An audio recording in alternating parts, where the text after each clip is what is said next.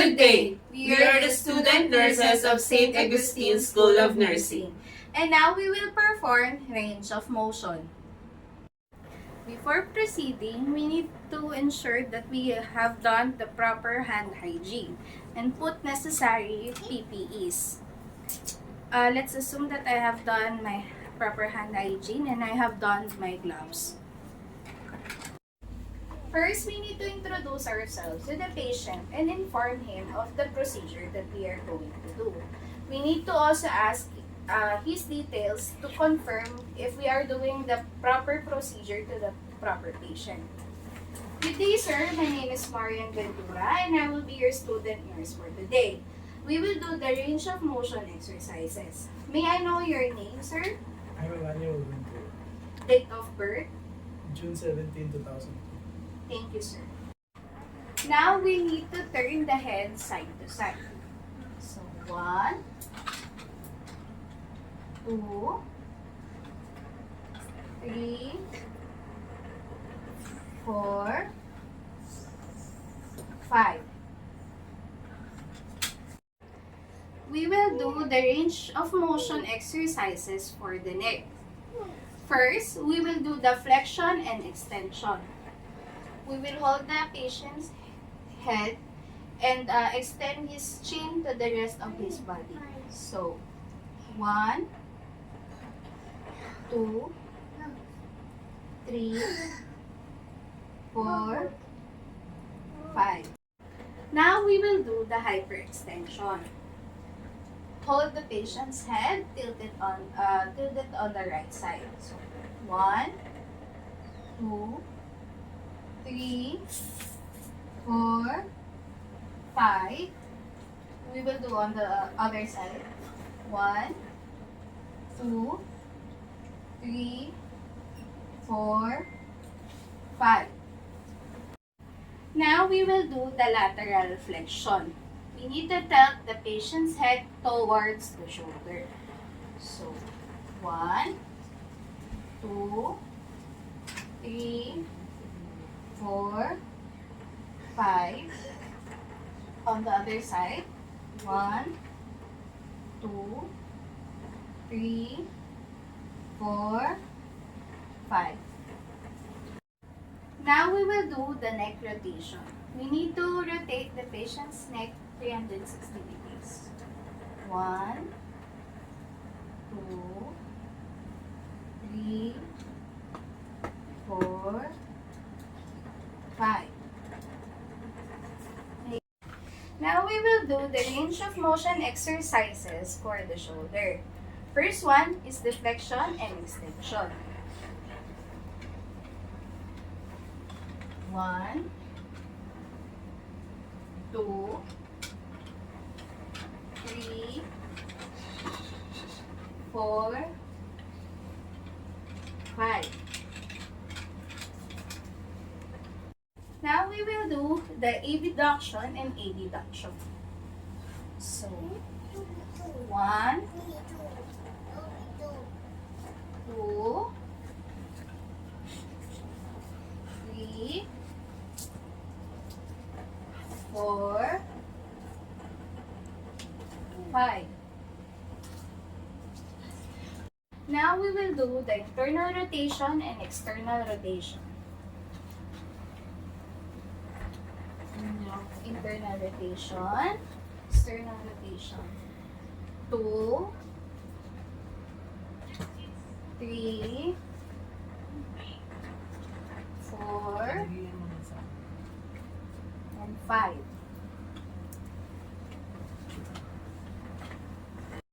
Now we will do the circumduction.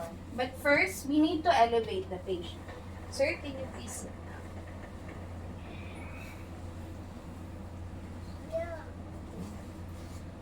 1, 2, 3, 4, 5. And now we will perform the range of motion of elbow and wrists. Flexion, extension, flexion, extension. flexion, extension, flexion, extension. So next is wrist, flexion, extension, flexion, extension, flexion, extension, extension, flexion, extension. And next, hyperextension. Hyperextension, hyperextension, hyperextension, hyperextension, hyperextension. Next is radial flexion and ulnar flexion. First is radial flexion.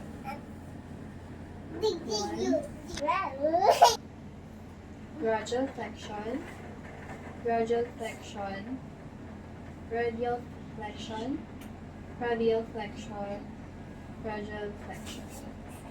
Next is ulnar flexion. 1, 2, 3, 4, 5. And now we will perform fingers and thumb.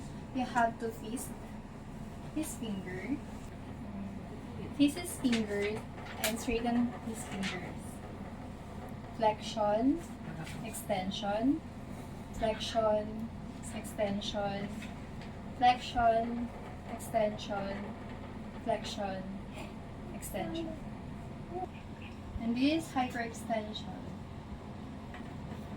1, 2, 3, 4, 5. And now we will perform abduction and adduction. This is the abduction. This is the abduction. And this is the adduction. And now we will do the abduction. 1, 2, 3, 4, 5. And now we will do the opposition. We will use this thumb. Opposition, opposition, opposition, opposition, opposition. Now, we will perform range of motion of hips and knees. After is the ankle and foot range of motion. And after that is the hip flexion and extension.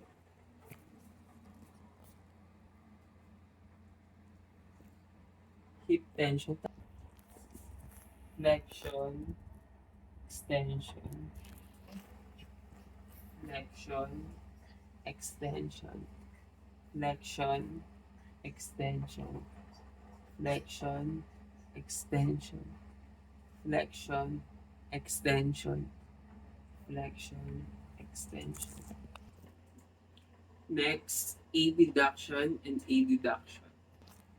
Abduction, adduction, abduction, adduction, abduction, adduction, abduction, adduction, abduction, adduction. Now we will perform internal and external rotation.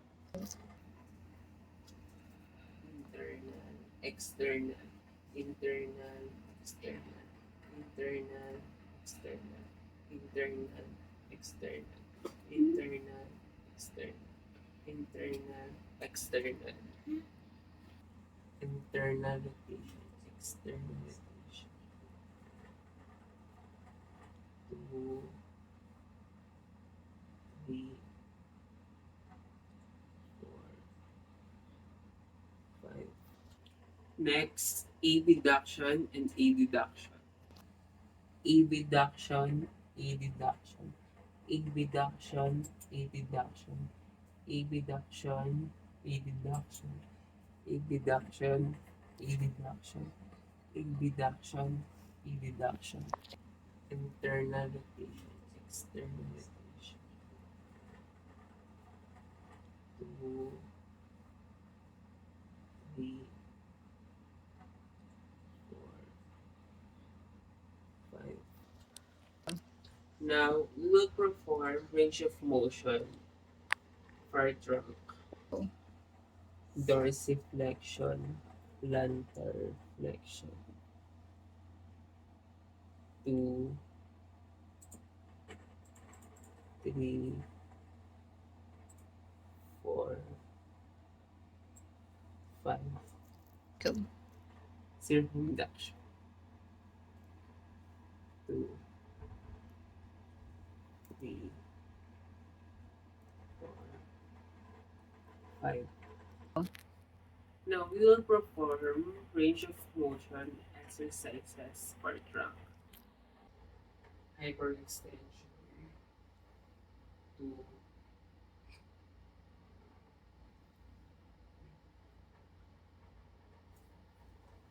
4, 5.